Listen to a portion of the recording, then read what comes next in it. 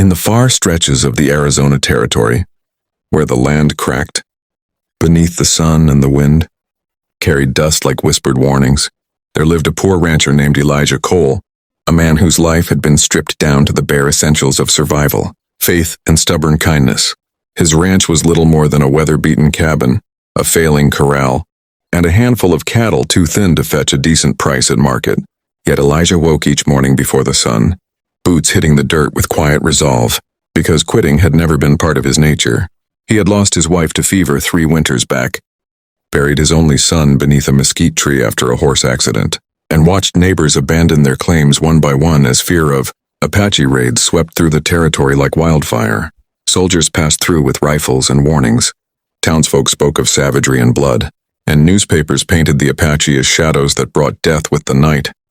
But Elijah listened more to the land than to men, and the land had taught him that hunger, grief, and desperation spoke the same language in every soul. One evening, as the sky burned red and the cattle settled, Elijah noticed movement near the creek. 3 Apache figures, exhausted, wounded, barely standing. Every instinct told him to reach for his rifle, yet something deeper, something forged by loss, stayed his hand. He saw not enemies, but men and a woman, hollow-eyed and broken by weeks of pursuit. Without a word, Elijah lowered his weapon, brought out water, and tore bread from his last loaf, knowing full well that kindness in this land could be paid back in blood. The Apaches watched him with suspicion sharp as a blade, but hunger overpowered fear, and when they drank, something ancient and unspoken passed between them. Elijah bandaged wounds, shared fire, and offered shelter without asking names or allegiance. At dawn they vanished as quietly as they came, leaving only footprints and a small carved token by the fire. Elijah stared at it long after the sun rose, unaware that a single act of mercy had been carried on horseback, across valleys and mesas, whispered from camp to camp until it reached ears far more powerful than his own.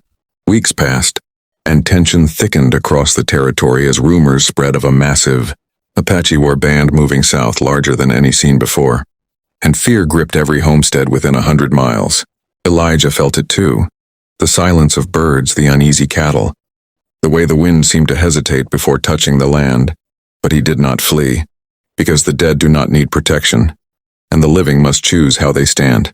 On the final night before dawn broke history open, Elijah slept poorly, haunted by memories of his son's laughter, and the faces of the wounded Apaches, who had looked at him not with hatred, but with disbelief. As the first light crept over the horizon, a sound rolled across the earth like distant thunder. Hooves, hundreds of them, then thousands. Elijah stepped onto his porch, heart steady but heavy, and what he saw stole the breath from his chest. The plains before his ranch were alive with riders. Apache warriors stretching as far as the eye could see, banners fluttering, horses stamping, weapons gleaming in the sunrise. Any man would have fallen to his knees or run screaming into the desert. But Elijah stood still, hands open at his sides, because fear loses power when faced without surrender. From the sea of riders emerged a single figure, an elder chief whose eyes carried decades of war, loss, and memory. He dismounted slowly and walked toward the porch while 1,000 warriors waited in silence, so complete it felt sacred. The chief spoke of the wounded Elijah had saved his own blood, and how word of that kindness had traveled like fire through Apache camps that had known only betrayal from white men. He said the Apaches had come not for war, but for honor, to repay a debt no gold could match. At dawn, the rancher who had nothing stood before an army that could have erased him from the earth. And in that moment, the Wild West held its breath. The chief raised his hand, and instead of violence, the Apaches dismounted one by one, laying weapons on the ground in a gesture that shattered every lie Elijah had ever been told. They brought gifts, horses, hides, food, and promised protection for Elijah's land as long as he lived, declaring his ranch a place of peace under Apache watch. Soldiers would later hear of it and refuse to believe. Newspapers would twist the truth, and history would almost forget the moment entirely. But the land remembered. Elijah's ranch flourished not because of wealth, but because no man dared harm what 1,000 warriors honored. Travelers passed safely, cattle grew strong, and Elijah spent his final years not as a poor rancher, but as a living reminder that kindness can disarm armies and that humanity survives, even in the harshest soil.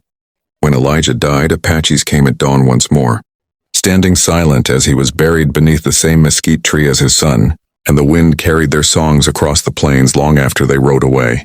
This story was never about war or power. It was about a single choice, made by a man with nothing left to lose, and how that choice echoed, louder than gunfire across the wild. West, if stories like this move you, if you believe courage, compassion, and forgotten history still matter, then don't let these tales fade into silence. Subscribe to the channel, stand with us at dawn, and keep these legendary stories alive.